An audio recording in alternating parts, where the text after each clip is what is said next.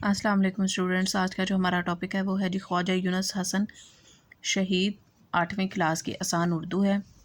بڑا آدمی وہ نہیں جس کے پاس دولت ہو، بلکہ بڑا وہ ہے جو اپنی ذات سے دوسروں کو فائدہ پہنچائے، جو اپنی زندگی ملک اور قوم کی خدمت میں بسر کرے۔ خواجہ محمد یونس حسین شہید کا شمار ایسے ہی لوگوں میں ہوتا ہے۔ یونس حسن شہید 1935 میں ہندوستان کے شہر پانی پت میں پیدا ہوئے۔ وہ بچپن ہی سے بے حد حساس، محنتی اور ذہین تھے۔ ہر کام سلیقے اور لگن سے کرتے۔ ہندوستان تقسیم ہوا اور پاکستان بنا تو یونس حسن نے اپنی آنکھوں سے ایسے خونی مناظر دیکھے جن کے تصور سے ان کا دل دہلنے لگتا تھا۔ دوسرے بہت سے خاندانوں کی طرح یونس حسن کا خاندان بھی تباہ و برباد ہوا۔ وہ اپنے خاندان کے بچے کچے افراد کے ساتھ پاکستان پہنچے تھے۔ 1951 میں یونس حسن کالج میں تعلیم پا رہے تھے۔ ایک دن پاکستانی افواج کے افسروں کی تقریریں سن کر ان کے دل میں بھی فوج کی خدمت کا جذبہ پیدا ہوا۔ اللہ تعالیٰ نے ان کی یہ دلی آرزو 1954 میں پوری کر دی۔ انہیں پاک فضائیہ کے لیے منتخب کر لیا گیا۔ مقصد سے لگن اور محنت کی وجہ سے 1963 میں انہیں فلائٹ لیفٹیننٹ کا عہدہ دیا گیا۔ کسے معلوم تھا کہ 1965 کا سال یونس حسن جیسے دلیر اور محب وطن جوان کی زندگی کا کامیاب ترین سال ثابت ہوگا۔ 6 ستمبر 1965 کی شام تھی۔ سورج غروب ہو چلا تھا۔ آسمان پر دھندلی سی شفق پھولی ہوئی تھی۔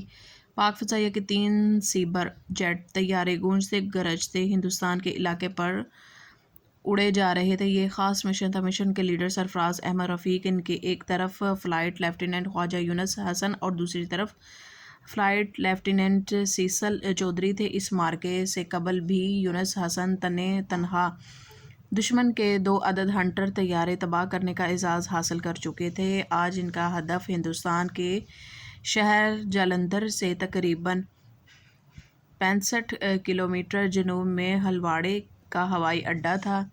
تینوں ہوا بازی اپنی عقابی نظروں سے دشمن کے ہوائی اڈے کو ڈھونڈ رہے تھے، لیکن فضا میں دھند کے باعث زمین پر چیزیں پہنچنے میں دقت ہو رہی تھی۔ اس لیے وہ بڑی بہادری سے بلند فضا سے نیچے 60 میٹر کی بلندی تک اترتے آئے اور ہلواڑے کا ہوائی اڈہ تلاش کرنے لگے۔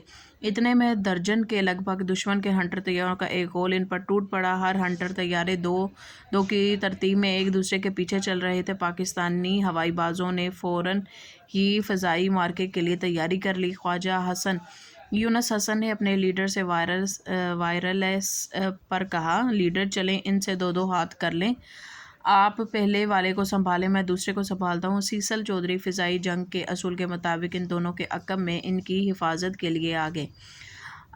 غضب کا حملہ تھا۔ دشمن کی تعداد پاکستانی شاہینوں سے 3 گنا زیادہ تھی اور یہ کہ دشمن اپنی ہی علاقے میں تھا۔ سرفراز احمد رفیق نہایت ہی پھرتی سے دشمن کے ایک ہنٹر طیارے کے پرخچے اڑا چکے تھے۔ بدقسمتی سے اس کے بعد رفیقی کے جہاز کی مشین گن جام ہو گئی اور ان کا طیارہ دشمن کے 2 جہازوں کی گولیوں کا نشانہ بن گیا۔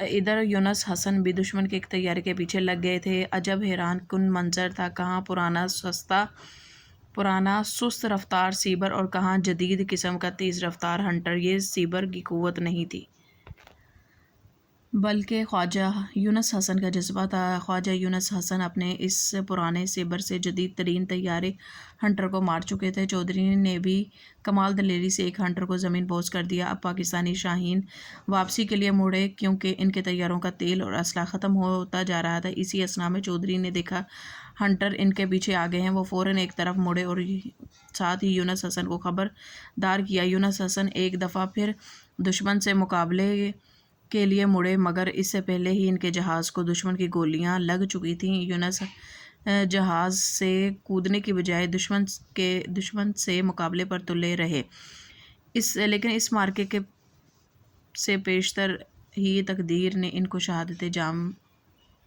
پیش کر دیا اور ان کا جہاز مکمل طور پر شعلوں کی لپیٹ میں آ کر تباہ ہو گیا۔ خواجہ یونس حسن نے وطن کی سلامتی کے لیے اپنی جان قربان کر کے شہادت کا عظیم رتبہ حاصل کیا۔ حکومت نے انہیں شہادت کے بعد ستارہ جرت کا تمغہ دیا۔ ان کا یہ کارنامہ پاکستانی فضائیہ کی تاریخ میں عزم و ہمت اور بہادری کی اعلیٰ مثال ہے۔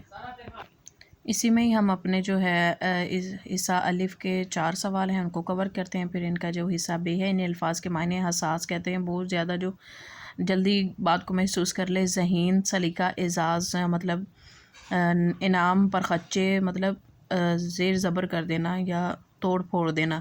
غول کہتے ہیں پرندوں کا جھنڈ، جیسے وہ کتنا سارا غول آ جاتا ہے اس کو فضائیہ. پہلے سوال کا جواب یہاں سے لے کے یہاں تک ہے. دوسرے سوال کا جواب یہاں سے لے کے یہاں تک ہے. تیسرے سوال کا جواب یہاں سے لے کے یہاں تک ہے. اور چوتھے کا جواب یہاں سے لے کے یہاں تک ہے. اسے میں ہی تیسرے کا ہے. سوال نمبر 2 ہے، ان الفاظ کے ہم معنی تلاش کر کے لکھیے. آرزو، تمنا، مارکا کہتے ہیں جنگ یا کچھ بھی آپ اپنے پڑھیں گے تو آپ اپنے طریقے سے بھی لکھ سکتے ہیں. سست کہتے ہیں کاہلی کو. جذبہ، ہمت. ہوائی جہاز، جہاز. ٹھیک ہے. دیے ہوئے لفظوں کو اپنے جملوں میں استعمال کیجیے. الفاظ ہے سلامتی، اللہ تعالیٰ ہمارے ملک کی سلامتی رکھے. پھر ہے سلیقہ، ہر لڑکی کو سلیقہ آنا چاہیے. خدمت، ہمیں اپنے بزرگوں کی خدمت کرنی چاہیے. مناظر، 14 اگست اور 1947 کے جو مناظر وہ بہت دل دہلانے والے تھے. پھر ہے کارنامہ. کارنامہ کا بنے گا جی کارنامے کا آپ اپنی طرف سے بھی لکھ سکتے ہیں، کوئی بھی آپ اپنی طرف سے جملے بنا سکتے ہیں. یہ تو میں نے آپ کو رینڈملی بتایا ہے. پھر ہے جی حصہ دال. سبق کے مطابق موضوع لفظ چن کر خالی جگہ کو پر کیجیے. پہلے میں آئے گا خدمت، دوسرے میں آئے گا مناظر، اور تیسرے میں آئے گا فضائی، اور چوتھے میں آئے گا قربانی. پھر ہے جی حصہ دال. حصہ الف کے ہر جزو کے ساتھ حصہ بے کے موضوع جزو ملا کر جملے بنائیے.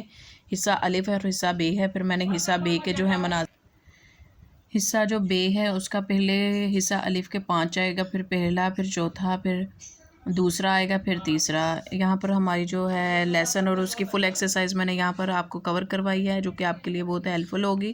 اسٹوڈنٹس میرے چینل کو زیادہ سے زیادہ لائک کریں، شیئر کریں، سبسکرائب کریں، تاکہ میں آپ کے لیے ایسی بہت سی انفارمیٹیو ویڈیوز بناتی رہوں. ملتے ہیں اگلے ویڈیو میں، تب تک مجھے دیجیے اجازت. اللہ حافظ.